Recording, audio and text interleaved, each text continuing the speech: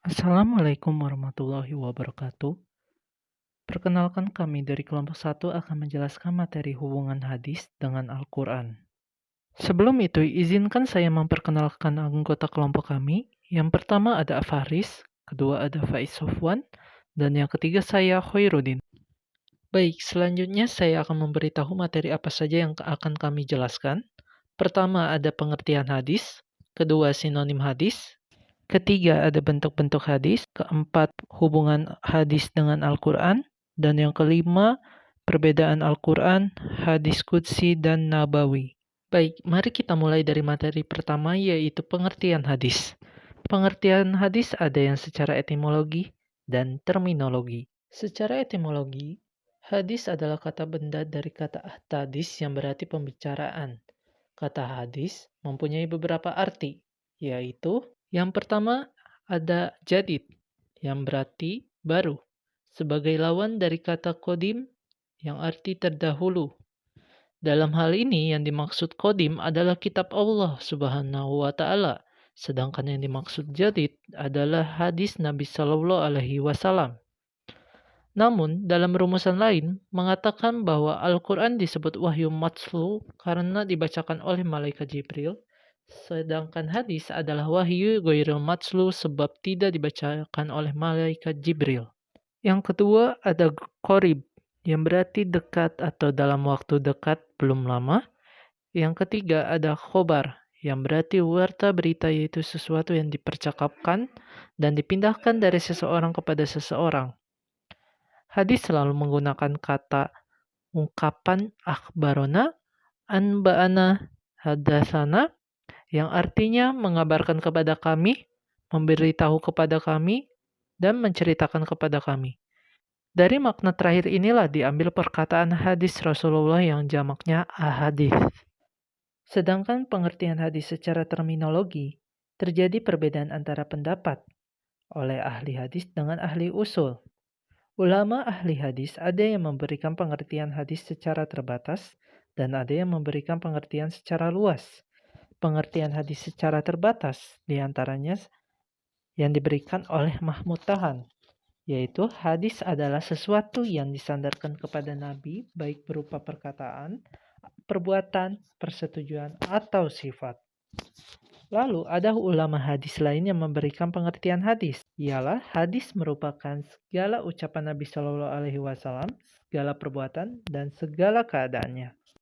Sedangkan pengertian hadis secara luas, sebagaimana yang diberikan oleh sebagian ulama seperti At-Tibi, berpendapat bahwa hadis itu tidak hanya meliputi sabda Nabi, perbuatan dan takrir beliau, juga meliputi sabda, perbuatan dan takrir para sahabatnya, serta dari tabi'innya. Sedangkan menurut ahli usul, hadis adalah segala perkataan, segala perbuatan, dan segala takrir Nabi Shallallahu Alaihi Wasallam yang bersangkut paut dengan hukum. Contoh seperti kebiasaan Nabi, makanan kesukaan Nabi, dan pakaian Nabi yang tidak sesuai dengan hukum, itu tidak bisa disebut hadis. Materi selanjutnya yaitu sinonim hadis. Ada beberapa istilah lain yang merupakan sinonim dari kata hadis, yaitu sunnah, khabar, dan asar. Yang pertama, pengertian sunnah. Secara etimologis, sunnah berarti perjalanan yang pernah ditempuh. Dalam istilah Arab, sunnah berarti preseden yang kemudian ditiru orang lain. Apakah sezaman atau sesudahnya? Tidak dipersoalkan apakah sunnah itu baik atau buruk. Dalam bahasa Eropa, sunnah diartikan dengan tradition atau adat istiadat. Dalam bahasa Indonesia, jamaknya adalah sunan. Sebagaimana sabda Nabi Shallallahu Alaihi Wasallam, barang siapa mengadakan sesuatu sunnah atau jalan yang baik, maka baginya pahala sunnah itu dan pahala orang lain yang mengerjakannya hingga hari kiamat. Dan barang siapa yang mengerjakan sesuatu sunnah yang buruk, maka atasnya dosa membuat orang yang mengerjakannya hingga hari kiamat. Hadis riwayat Bukhari Muslim. Yang kedua, pengertian khabar. Khabar menurut bahasa adalah warta berita yang disampaikan dari seseorang. Jamaknya akhbar.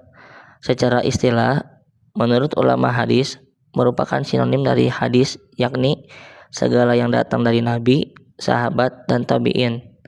Keduanya mencakup yang marfu, mauquf, dan maqtu. Sebagian ulama mengatakan hadis adalah apa yang datang dari Nabi Shallallahu Alaihi Wasallam, sedangkan kabar adalah apa yang datang dari selain Nabi Shallallahu Alaihi Wasallam. Oleh karena itu, orang yang sibuk dengan sunnah disebut muhadis, sedangkan yang sibuk dengan sejarah dan sejenisnya disebut akhbari. Dikatakan bahwa antara hadis dan kabar terdapat makna umum dan khusus yang mutlak.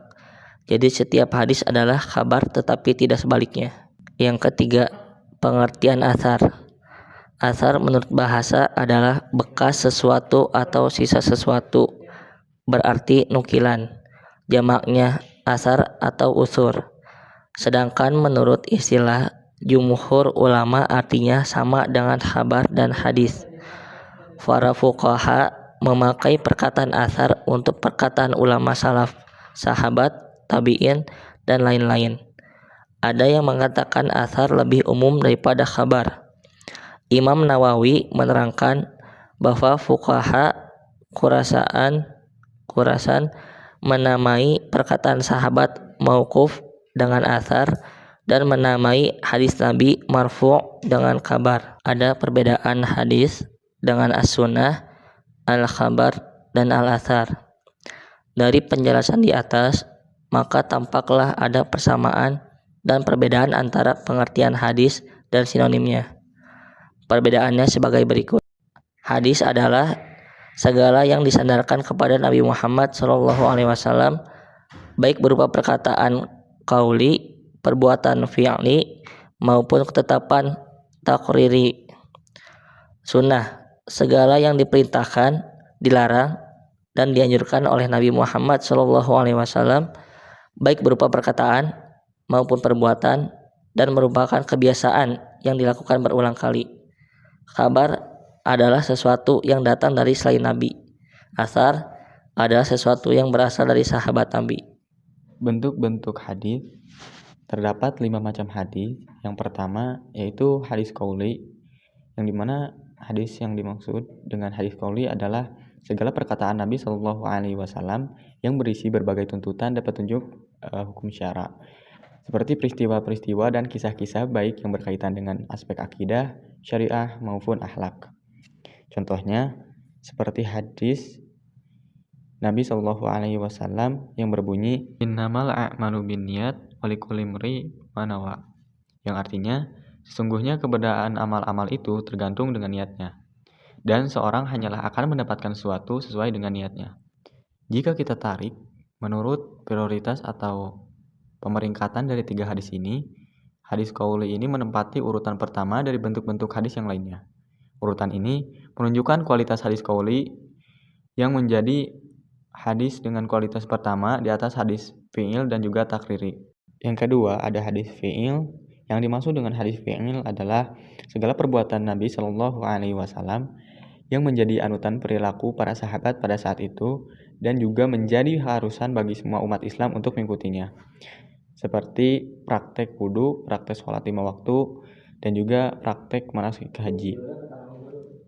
Yang ketiga ada hadis takriri, yang dimana hadis takriri ini adalah hadis yang berupa ketetapan Nabi Shallallahu Alaihi Wasallam terhadap apa yang datang atau yang ditemukan oleh para sahabatnya, dan juga Nabi Shallallahu Alaihi Wasallam membiarkan atau mendiamkan perbuatan tersebut tanpa membedakan penegasan apakah beliau membenarkan atau mempersalahkannya. Yang dimaksud dengan hadis ahwal ini ialah yang berupa hal ihwal Nabi Shallallahu Alaihi Wasallam yang tidak termasuk ke dalam kategori keempat hadis di atas.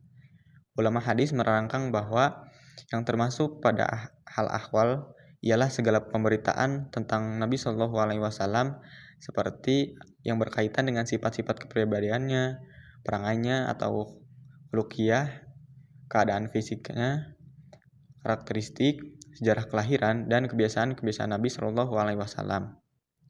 Contohnya seperti sunnah-sunnah yang biasa kita jalankan. Keempat ada hadis hami. Hadis hami ini adalah hadis yang berupa keinginan atau hasrat Nabi Shallallahu Alaihi Wasallam yang belum terrealisasikan. Walaupun hal ini baru direncanakan dan belum dilakukan oleh Nabi, para ulama masukkannya pada hadis karena Nabi tidak mungkin merencanakan sesuatu kecuali yang benar dan dicintai dalam agama serta dituntut dalam syariat Islam, dan beliau diutus untuk menjelaskan syariat Islam tersebut. Contoh dari hadis Hami ini, seperti halnya hasrat berpuasa Nabi Shallallahu Alaihi Wasallam pada tanggal 9 Asyura yang belum sempat dijalankan oleh Nabi karena beliau wafat sebelum datang bulan Asyura tersebut. Yang keempat adalah hubungan hadis dan Al-Quran, di antaranya satu, kedudukan Al-Quran dan hadis, dan yang kedua, fungsi hadis bagi Al-Quran. Yang pertama, kedudukan hadis dalam Islam. Seluruh umat Islam telah sepakat bahwa hadis merupakan salah satu sumber ajaran Islam. Ia menempati kedudukan setelah Al-Quran. Keharusan mengikuti hadis bagi umat Islam, baik berupa perintah maupun larangan, sama halnya dengan kewajiban mengikuti Al-Quran. Al-Quran dan Al-Hadis merupakan sumber syariat yang saling terkait. Seorang muslim tidak mungkin dapat memahami syariat kecuali dengan merujuk pada keduanya sekaligus, dan seorang mujtahid tidak mungkin mengabaikan salah satunya. Jadi, Al-Hadis dipandang dari segi keberadaannya wajib diamalkan dan sumbernya dari wahyu sederajat dengan Al-Quran. Ia berada pada posisi setelah Al-Quran dilihat dari kekuatannya, karena Al-Quran berkualitas qat'i secara global saja, tidak secara rinci.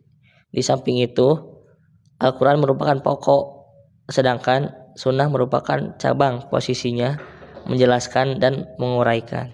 Baik, selanjutnya saya akan menjelaskan fungsi hadis terhadap Al-Quran. Fungsi Al-Quran dan Al-Hadis sebagai sumber ajaran Islam satu sama lain tidak bisa dipisahkan. Al-Quran memuat ajaran-ajaran yang bersifat umum dan global yang perlu dijelaskan dan diperinci lebih lanjut. Dalam hal ini, hadislah yang berfungsi sebagai penjelas dari Al-Quran.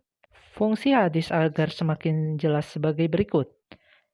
Yang pertama, ada bayan at-takrir, disebut juga bayan at-takkid dan bayan al-isbat. Yang dimaksud dengan bayan ini adalah menetapkan dan memperkuat apa yang telah diterangkan di dalam Al-Quran. Fungsi hadis dalam hal ini hanya memperkokoh isi kandungan Al-Quran. Lalu yang kedua, ada bayan at-tafsir. Yang dimaksud dengan bayan at-tafsir adalah penjelasan hadis terhadap ayat-ayat yang memerlukan perincian atau penjelasan lebih lanjut, seperti pada ayat-ayat yang mujmal, mutlak, dan a'am. Maka fungsi hadis dalam hal ini memberikan perincian tafsir dan penafsiran terhadap ayat-ayat yang masih mutlak dan memberikan taksis terhadap ayat-ayat yang masih umum. Yang ketiga ada bayan at-tashri. Kata tashri artinya perbuatan, mewujudkan, dan menetapkan aturan atau hukum. Maka yang dimaksud dengan bayan at-tashri di sini ialah penjelasan hadis yang berupa mewujudkan, mengadakan, atau menetapkan suatu hukum atau aturan-aturan syara yang tidak didapati nasnya dalam Al-Quran. Rasulullah SAW dalam hal ini berusaha menunjukkan sesuatu kepastian hukum terhadap beberapa persoalan yang muncul pada saat itu dengan sabdanya sendiri. Yang keempat ada bayan an-nasakh. Kata an-nasakh secara bahasa ada bermacam-macam arti. Bisa berarti al-ibtal, membatalkan, atau al-iza'ah, yang artinya menghilangkan, atau at-tahwil, memindahkan, dan atau at-takyir, yang artinya mengubah.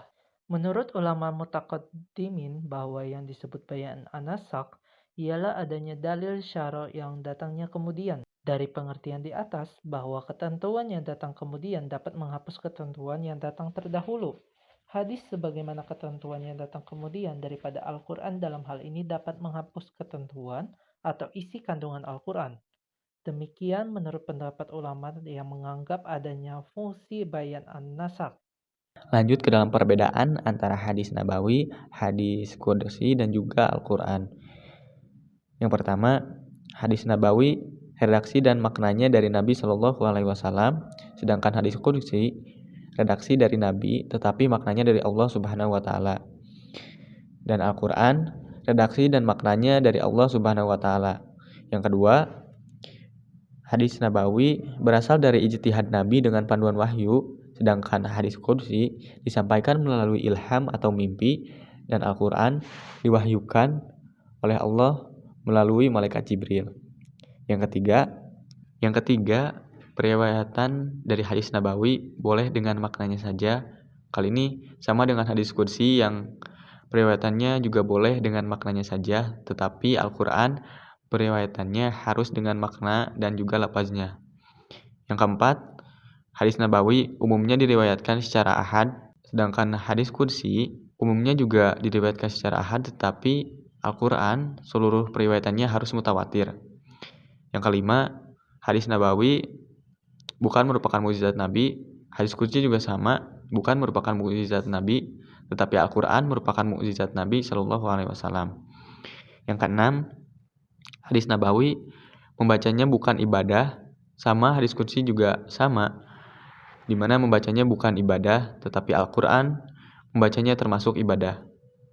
Yang ketujuh, hadis nabawi bukan bacaan sholat, sama hadis qudsi juga bukan bacaan sholat, tetapi Al-Quran merupakan bacaan sholat. Yang terakhir, yaitu nomor 8, hadis nabawi menyentuhnya tidak diisyaratkan dalam keadaan suci. Hadis qudsi juga sama, menyentuhnya tidak disyaratkan dalam keadaan suci, tetapi Al-Quran menyentuhnya kita disyaratkan dalam keadaan suci, yaitu kita melakukan wudhu terlebih dahulu. Baik, terima kasih telah menonton video kami. Mohon maaf apabila ada kesalahan. Terima kasih. Wassalamualaikum warahmatullahi wabarakatuh.